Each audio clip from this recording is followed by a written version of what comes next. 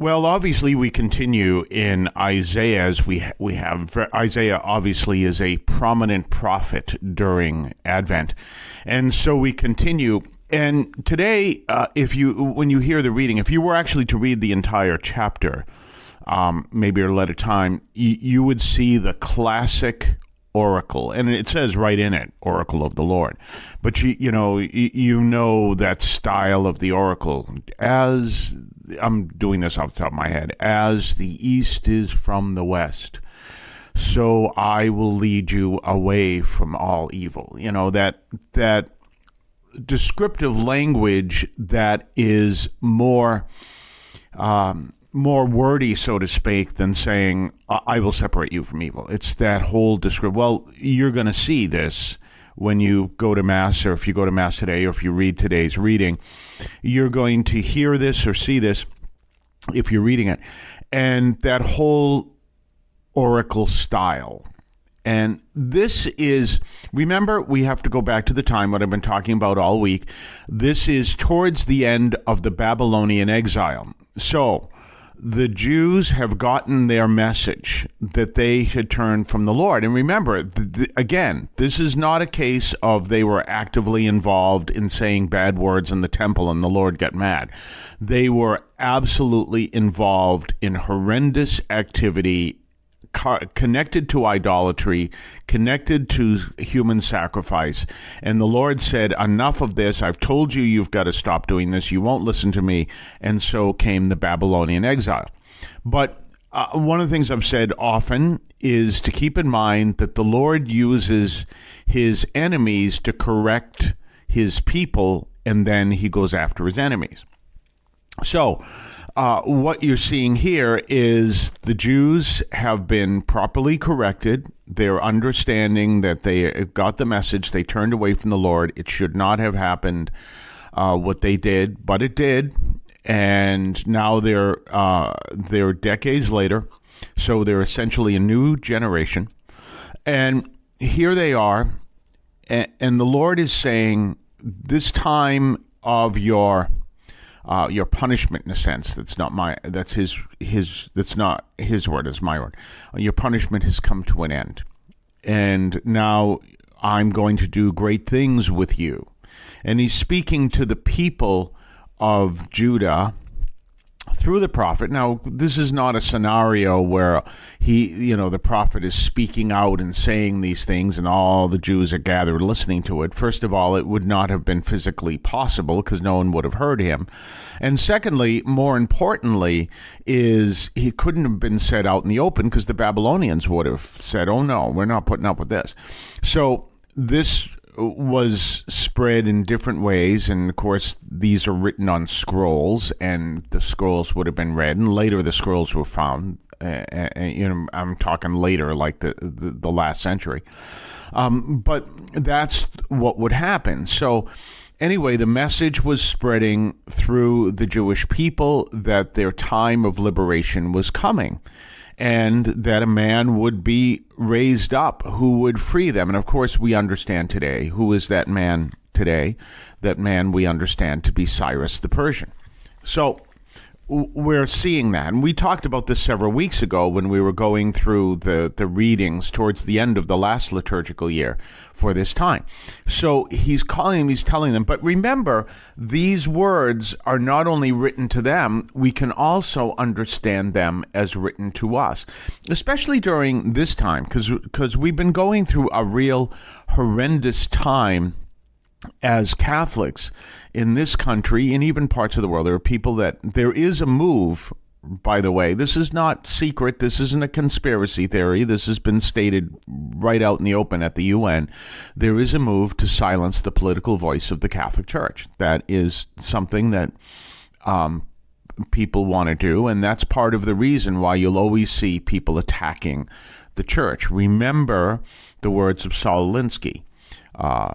If you want to silence the church, go after her sins. So that's what people have done because they want to silence the church. They want us out of the way because we stand up for higher principles that they don't want to follow. And when we stand up for higher principles, we also stand up in between people and money.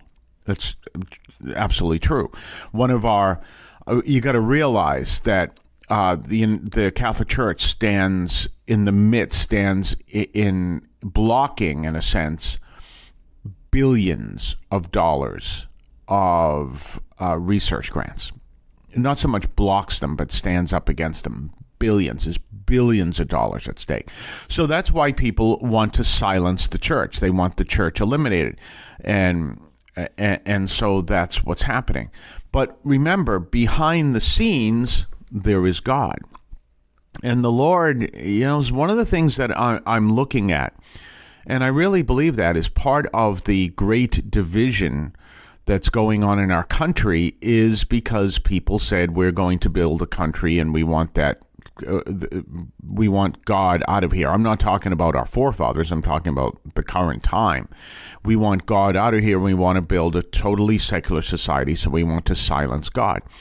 And I absolutely believe that part of the reason for all the great division is that because people walk down that path, this is the fruit of it.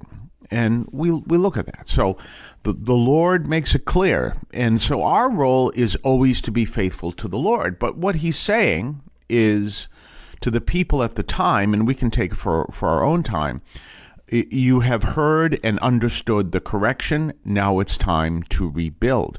And he's talking about what he's going to do. One of the interesting things, and this actually precedes this passage. It's from the same chapter, but it precedes this passage. He's going to talk about cooperation between the carpenter and the goldsmith. So he's going to cooperation. In other words, there's not going to be any competition. They're going to work together. And the reason why that's important is in the world of peace, people work together. They start doing things together. When you have battles, when you have war, when you have trouble, it's people are trying to outdo each other, or they're in competition with each other, or they're separating with each other. That's one of the things. Maybe a good line I can use that's from my own history is, remember, my father wrote for the Boston Globe. That was back when it was run by the Taylors. It was a very prestigious newspaper at that time. So, and I worked for the Globe too. But when I was younger, obviously I didn't. And I remember we used to think in terms of competition. So in the early 1970s, I think it was 1972, a court case that had been going on all along finally got resolved. And the court case was that I believe it was the Herald, the Boston Herald. Well, one of there was a no, it wasn't the Herald. The Herald was not involved in the court case. It was a subject. It was these group of broadcasters that wanted to take over the license for what is now what was then Channel 5, but what was then called WHDH-TV. And WHDH-TV was owned by the Boston Herald Traveler. And so the issue was that these broadcasters said the Herald Traveler is a newspaper. Newspapers are not allowed to own TV stations. Therefore, we are demanding that this license be transferred from WHDH-TV at that time, and there's a new WHDH, two different companies, WHTV at that time, and transferred to us. And that's how Channel 5, in its current manifestation, became Channel 5. And so they won the case, and there came that time, I think it was 1972, overnight, you went from WHDH-TV, which was located on Morrissey Boulevard, right across at the time from the Boston Globe, even though it was owned by the Traveler, the Herald Traveler, to where it currently is in Needham on Route 128. So there you had that whole style that happens. And you can see this competition was going on. Well, with that, you have this great struggle of what's going to happen to the Boston Herald Traveler. There was another newspaper that was called the Record American, and on Sundays it was called the Sunday Advertiser. That was, those two newspapers were their own company. So you have basically three companies. One of them was in big trouble. And there was a sense that, remember, we were very young at the time. I was maybe, 50, I was 14. And there was that whole idea, well, then if the Herald Travel goes out of business, even though you had the Record American, but basically the Globe won. Isn't that wonderful? That's great. And my father would say, no, it isn't. Because you never want to see a one newspaper town. You never want to see that. It's kind of like having a one-party town. You always want competitive newspapers. So, as it turns out, there were deals worked out, and I mean that in a positive sense, that now you have the Record American ended up buying the Herald Traveler, now and became called the Herald American. Now it's called the Herald. And at the same time, the Boston Globe obviously was unaffected by this and continued in business, but they owned a TV station too. They partially owned a TV station, which at the time was WLVI, and those are the Roman letters for 56. It's still WLVI, but it's not owned by the Globe. It was owned by the Boston Globe and Kaiser. You know, Kaiser Permanente and Kaiser Broadcasting. As I understand, they're the same company that runs the medical institutions in the West. So that went a whole different way. The Boston Globe sold off its interest in Channel 56. That was eventually owned. The two stations were eventually bought by the company that now owns Channel 7 and Channel 56. So all of that changed. But remember, the story behind that is my father said, no, you don't want to have a one newspaper town. So what began to happen is there was cooperation between the Globe and the Herald.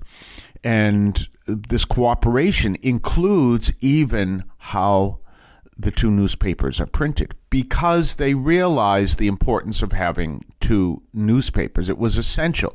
So all of you might turn around and say, I'd never read whatever newspaper. I'd never read, and and I don't like that. Fine, you don't like it, that's fine. But the fact that you have two newspapers is very, very important. And here you get the similar principle. They're cooperating. This is from Isaiah. They're cooperating. This whole thing of competition, trying to put people out of business and the whole bit. No, let's work together. That's actually what builds peace in a society. And so there you have this cooperation going on, this unique reality, this cooperation. And that's what's talked about. And this whole thing that the Lord is going to take care of his people and calls his people to take care of the people who are most in need. This is, again, one of the things to be careful of. This is why socialism is a problem, by the way. But capitalism is a problem, too. The old saying about capitalism, it's the worst system in the world except for all the others. But socialism is a problem because it takes away from the people that dynamic we see in Isaiah and turns it over to the government. And, one of the things, there is a bishop in the Western, he's in the Southwest. Not a fan. And he's always calling for Congress to enact laws that put in gun control. And the reason why I get every time I see him say this, Congress, it's time to act, is I'm like, you are literally in the business of teaching people how not to use guns to kill people, and you're going to Congress to try to fix this problem. You need to be speaking out yourself. We believe in the Second Amendment here in this country, and I believe in the Second Amendment, but I refuse to own guns. But, it's so funny because he'll say, no, you've got to call people to say we've got to work with one another. We've got to work together. We've got to find what are the problems that cause people to misuse guns. We've got to work on that. And it's not a case of we have to have Congress do it. The people have to do it. They come together. And when they work together, when they pray together, when they live together and understand this dynamic, that's where you have peace. And that's what Isaiah is talking about. People to live together, to help each other, to love each other. That's the solution here. Remember, they ended up being brought into Babylon because they were all seeking to do what's best for them. And we have this issue right now in our country. People are seeking what is best for them. We want to seek what is best for everybody. And that's what the common good is all about. That's what the church stands for. And here it is talked about in Isaiah. This is what the Lord wants to lead people to. We're going to be back on the other side of the break. You're listening to the Catholic Audio Media Podcast on your favorite podcast platform. Subscribe and pass the word. Did you know that the Catholic Audio Media Podcast is available on various podcast platforms? You can find us, among others, on Podbean, which is our home platform. You can find it on Spotify, Amazon Music, iHeart, among others. Just look for Catholic Audio Media, all one word. On some platforms, such as Spotify, look for Catholic Audio Media, 3 words, and subscribe and listen to the Catholic Audio Media Podcast. Don't forget to subscribe to us on Patreon. Patreon.com/Catholic Audio Media. Patreon.com/Catholic Audio Media. Check us out. Check what we have to offer. Previews of upcoming podcasts. Previews of upcoming columns over at catholicaudiomedia.substack.com. Your ability to comment, make suggestions, even make suggestions in upcoming programs. Check us out. Patreon.com, Catholic Audio Media. So I watch YouTube. I probably watch it more than I should. I love to read and I love to write. But now that I'm working, essentially, when you're a parish priest, you can make your own hours. And your hours may be very long hours, but they're actually, you can dictate them. But now I basically work, in a sense, a regular job as a hospital chaplain. I can make my own hours to a point, but only to a point. Well, one of the things that I want to bring out is that, I come home from work and I'm kind of tired, so maybe I won't do any writing or reading, and I have to work with that. But so sometimes I'll watch YouTube, and sometimes, more than sometimes. And one of the fascinating things that I'm just fascinated by is what are known as reaction videos. And what these are videos that people watch today. Many of them are artists, and I'll talk about one, and they watch today and they're like fascinated of videos of music that I grew up with. And it's just fascinating. It's really great that I'm watching this, and they'll go, I've never heard this song before. And I'll go, okay, and watch them hear the song that I grew up with. One example was, which would be understandable, they didn't get all the connections, was American Pie by Don McLean. Now, I grew up, I was born in 1958, so I really came of age in the 1970s. And it's around that time, it was early 70s, that American Pie came out. And I didn't get all the references, but I got some of them. And I remember a friend of mine when I was in the Navy explained all the references. But you would know some of them by default. You knew, for example, when you're talking about Jack Flash, he was talking about the Rolling Stones or Mick Jagger, things like that. But it was that whole story of how the music changed in when the music died, which was the plane crash. This cracks me up. The plane crash doesn't. I should make that clear. No, the plane crash doesn't. Buddy Holly, Richie Valens, and the Big Bopper. Well, Black Pegasus, who does one of these, you check out his channel, one of these reaction videos for American Pie, he wasn't sure the name of the Big Bopper. He says, Bopper something. And I just got a kick out of that. But if you know the story, that what had happened was that they were performing. It was the winter, I think called the Winter Party, was performed on February 4th in Cedar Rapids, Iowa. They still celebrate that concert every year. Of course, most of the people who went to the concert are either passed away or well into their 80s. 70s, 80s, 90s. But there are now new people come and go to the concert, but they still do an anniversary concert at the Surf Ballroom. Something that really cracked me up. It was something I thought of later. It was at the Surf Ballroom. It's in Cedar Rapids, Iowa. How much surfing do they do in Cedar Rapids, Iowa? But apparently at Surf Ballroom, famous place. And that was where the last concert was for Richie Valens, Buddy Holly, and the Big Bopper. That was the last. And if you've seen the story in La Bamba, it's excellently well done. Lou Diamond Phillips plays Richie Valens. An excellent movie and tells this whole story. Well, that's when that's Donna McLean says this is when the music died because everything changed after that. And then all of a sudden you have this whole history. Well, I'm not so sure that was necessarily what caused the music to die. Music changed, but one of the biggest changes that happened in music, this is one of my favorite stories, was Woodstock. Woodstock changed music, and one of the fascinating things is I'm a baby boomer, and a lot of people, the baby boomers, will go Woodstock, and we'll go changed, Woodstock. Well, Woodstock was big. I wasn't there. I was 11 years old. There's no way I was going to be there. But we knew relatives and friends who had been there. So Woodstock. Why did Woodstock change music? Because when they saw there were 400,000 people there, when they saw how many people were there for that whole weekend, this big celebration, mostly peaceful. There were some problems, but mostly peaceful there.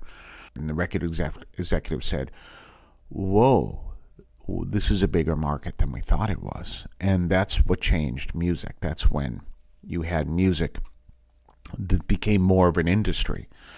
Now, you got to remember, this is the 60s. And so what's happening is these reaction videos are watching this music from the 70s and from before that time. But what they're seeing is some of the techniques that we used then. Now, we went through the same thing in the 70s because we started listening to music that came out from the 40s, and we didn't know that. We were like, Bette Midler did the Bugle Boy of Company B. And we're listening to this. Wow, what a great tune. Well, that comes from the 1940s because it was done during the war. It was a big band hit. And now she's doing it exactly the same style, and this becomes this big hit. So we did the same thing. We went back and, I remember one time I brought home a record it was actually a cassette from I should almost explain what the cassettes were. I know a lot of people, they know what cassettes are, but they never use them. It was actually a cassette of Manhattan Transfer. And this was all music brand new to me. And I played it for my mother, and she's like, she had these friends come over. She says, you've got to hear this. Because turns out it was the music they grew up with. And I didn't know that. I'm like, this music is really cool. It's kind of that same style from the 40s. And there it is. Turns out it was literally the same songs that they grew up with. So it's fascinating to watch these reaction videos of people going, wow, as they hear the songs that we grew up with. And one of the things is, and this is important, it's not that they're saying, oh, that was better music then. No, that was the style then. What can we learn from that style? Not like, how can we absorb this whole? No, of course not. But look at the little techniques they used and everything else. So fascinating aspect to see, and we went through the same thing, and I'm sure 20, 30 years from now, people look at the music now and go, oh, look what they were doing, isn't that wonderful? One of the videos is by Black Pegasus, and Black Pegasus, he's watching, never seen it before, Locomotive Breath. Turns out there were a lot of reactions.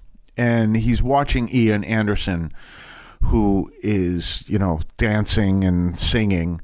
They're dressed in these Renaissance costumes, which they did, and he's noticing that. But he says he's got something in his hand. Is that a baton? Now, of course, I grew up with that music, so I knew exactly what it was. Is that a baton? What's he holding in his hands? And he's like doing these dances, Ian Anderson, in this video. And by the way, he says, do not, watch the reaction videos, but remember, you have to get the full appreciation of the video. Go see the original, and I would encourage you to do that too. So, and anyway, he's dancing and he's holding this thing he thinks is baton, and then all of a sudden, he pulls out what he thought was what Black Pegasus thought was a baton. It's actually a flute, which I know that because I know the music. And I'm like, wait till he finds out this is a flute. And he's playing a flute during a rock song. And yeah, I mean, this was a great time of experimentation, but obviously every generation is aspiring, trying new things, trying the whole bit. But every generation has that a time of experimentation. And just watching other people appreciate it is fascinating. We'll be right back right after this. Life can be challenging, but amidst the trials and tribulations, there is wisdom to be found. Welcome to Sirach 2, a chapter filled with timeless guidance and insights from the book of Sirach. In this chapter, we learn the importance of remaining steadfast in our faith, even in the face of adversity. It teaches us to be patient, for trials can shape our character and lead to spiritual growth. Seeking wisdom and understanding is of utmost importance. Sirach 2 reminds us to study the teachings of the wise, be open to correction, and follow God's commandments. By doing so, we can find true fulfillment and blessings. Don't be discouraged by the temporary prosperity of the wicked or the challenges you may face. Trust in God's justice, for he rewards those who diligently seek him. Join us on this journey of faith as we discover the path to a meaningful and fulfilling life. Sirach 2 is your roadmap to wisdom, patience, and eternal blessings. Read Sirach 2 and let its timeless wisdom guide you through life's ups and downs. Available now in the book of Sirach, part of the Old Testament. Brought to you by the voice of St. Anthony Parish in Alston. Don't forget to subscribe to us on Patreon. Patreon.com/Catholic Audio Media. Patreon.com/Catholic Audio Media. Check us out. Check what we have to offer. Previews of upcoming podcasts. Previews of upcoming columns over at catholicaudiomedia.substack.com. Your ability to comment, make suggestions, even make suggestions in upcoming programs. Check us out, patreon.com, Catholic Audio Media. We're back. Speaking of reaction videos, if any of these people want to do reaction videos, I'm going to tell you a person to do. Ernie Kovacs. Now, he did comedy, but he was the first YouTube artist. And you might say, Ernie Kovacs, he was dead by the early 60s. Yes, he died in a car accident. He did the first YouTube because what he did, he was on TV, and he took the comedy style that was later done on YouTube. He was the first one to do this stuff. One of his famous routines would be someone sitting at a table, and the set and the camera would be tilted so that everything would look like it was normal, but then he'd pour milk, and the milk would roll down the table. One of my favorite routines, do not do this at home, do not, is he would smoke a cigar underwater. Well, how do you do that? The way he would do it is he would put milk in his mouth and pretend he was smoking a cigar and blow out the milk, and it would look like smoke. Again, this was done on live TV, by the way. And that's why you don't see that much about him, because you'd have to get the old reels, the whole bit. Ernie Kovacs. If you want to see a reaction, anyone who happens to listen to this say, oh, I do reaction videos. Let me do some. Ernie Kovacs. Kovacs. Fascinating. He was for NBC. And again, just fascinating stuff. We'll talk more tomorrow. Have yourself a blessed day. The Catholic teaching in this podcast is reflected and presented as accurately as possible. The opinions expressed are those of the participants and do not necessarily reflect those of the Archdiocese of Boston or any other institution.